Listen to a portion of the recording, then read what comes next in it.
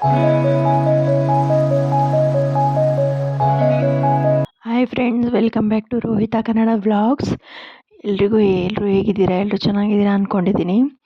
ಇವತ್ತು ನಾನು ಒಂದು ರೆಸಿಪಿ ಜೊತೆಗೆ ಶೂಟ್ ಮಾಡ್ತಾಯಿದ್ದೀನಿ.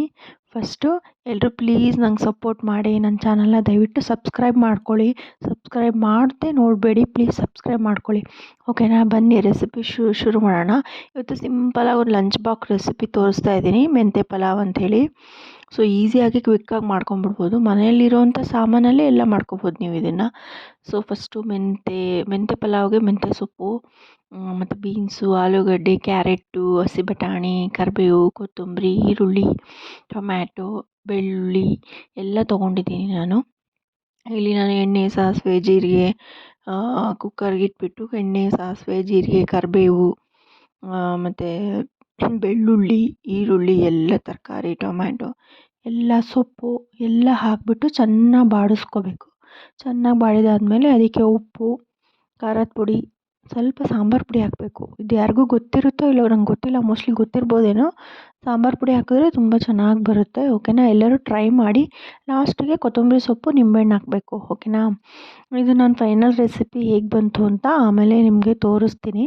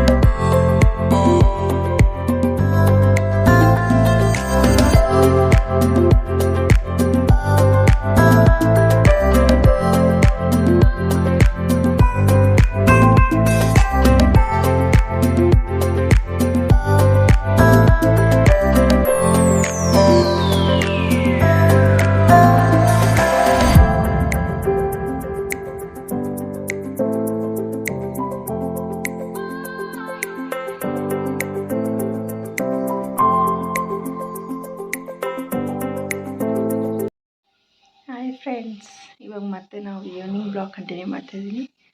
ಹೊರಗಡೆ ಹೋಗ್ತಾಯಿದ್ದೀವಿ ಇಲ್ಲೇ. ಓಕೆ, ಅಲ್ಲೂ ಕೂಡ ಬ್ಲಾಗ್ ಮಾಡ್ತೀನಿ. ಮತ್ತು ನಾನು ಆಮೇಲೆ ನಿಮಗೆ ಸಿಗ್ತೀನಿ ಎಲ್ಲಿ ಏನು ಅಂತ. ಓಕೆನಾ?